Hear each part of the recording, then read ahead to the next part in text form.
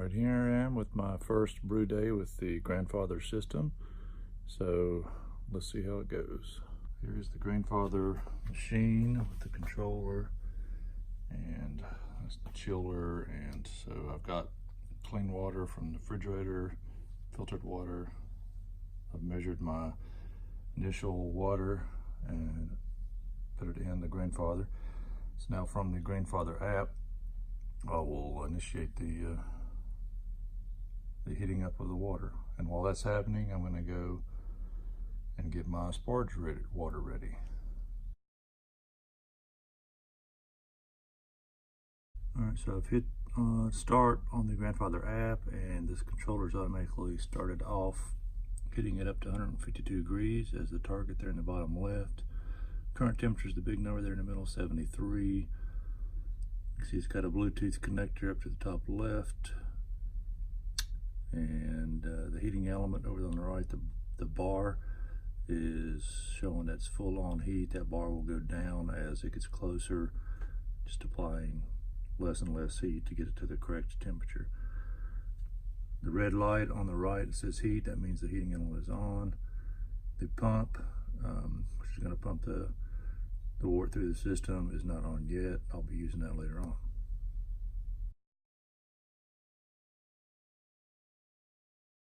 All right, so here's the carboy that I'm going to be using when I finish doing the mash process, cooking the grains. It's going to go in here, and this is going to be my fermentation vessel.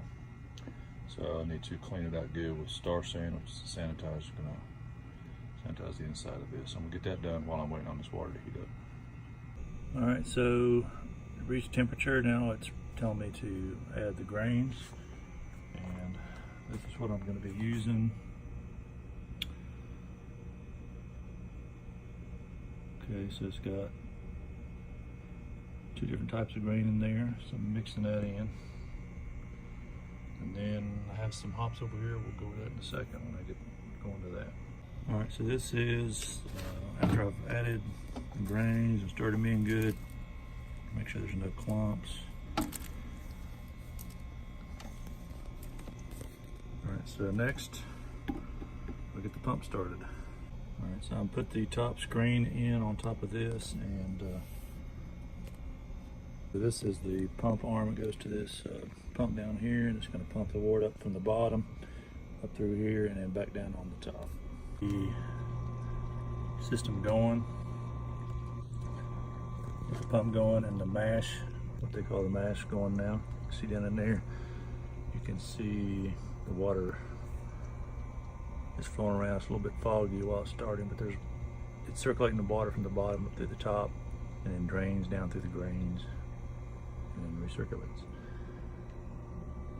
So we're going to do this for a little bit, and you can see the heat indicator on the right is kind of steady now. It's not putting a whole lot of heat on it. Also, you can see the timer down here, 59 minutes. So it's going to do this mashing for 59 minutes.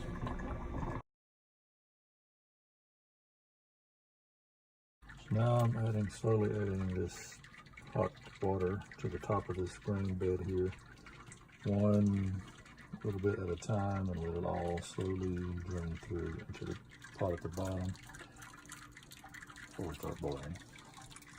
I've drained all the water through the grain. That's what's left over the grain, just draining in that bucket over there. So now we're on boil phase. So we're trying to bring this up to boiling temperature.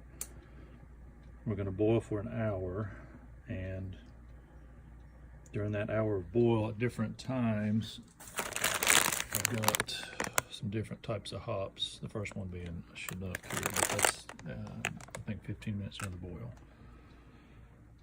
So now it's just waiting on boiling, and you can see it kind of foaming up in there. It's apparently supposed to foam up quite a bit right as it begins to boil, so I have to stir it good there to keep that foam from coming out of the top there.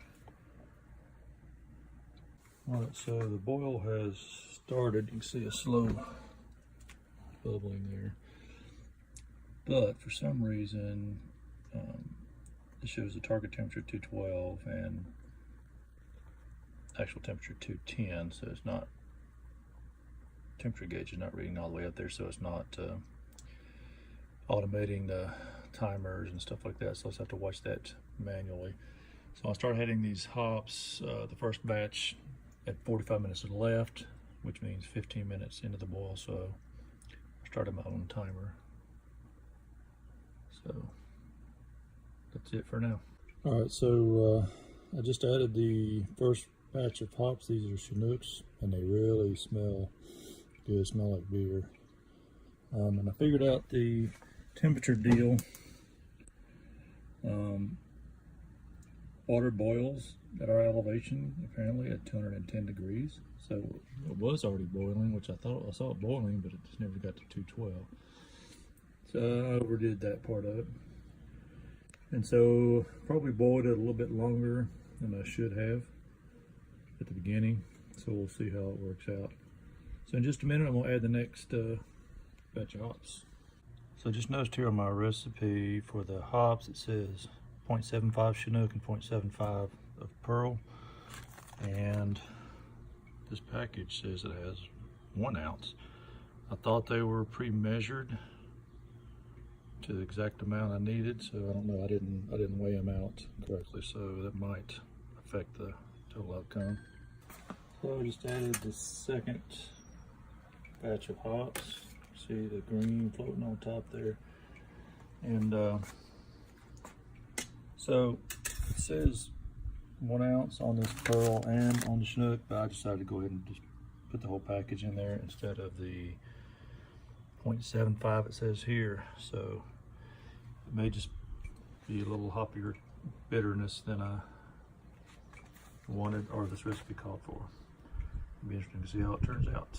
And I got 20 minutes to boil on this, and then I'll turn it off and add my last hops, which is, this is mostly the flavoring at the end. They say the first part is bitterness, and this is more aroma and taste. All right, that's it for now.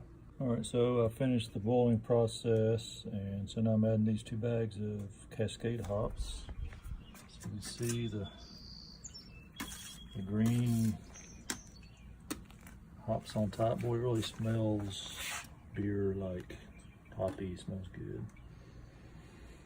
A lot better than just the grains. So this was the addition I put in after the boil finished.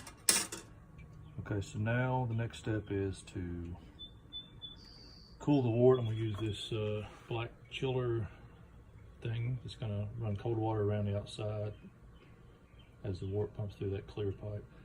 It's gonna cool it down to the temperature I can put it into this carboy, which is then gonna add the yeast.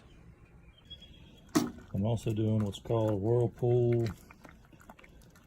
As I create this whirlpool, it like distributes the hops, and sediment kind of settles at the bottom of that whirlpool there. All right, so I finished the whirlpool. I did 30 seconds, and I tell you, that's pretty hard. That's a good workout for your arms. All right, so now the whirlpool's done. Next thing is to set up this chiller. All right, so I got the chiller system working.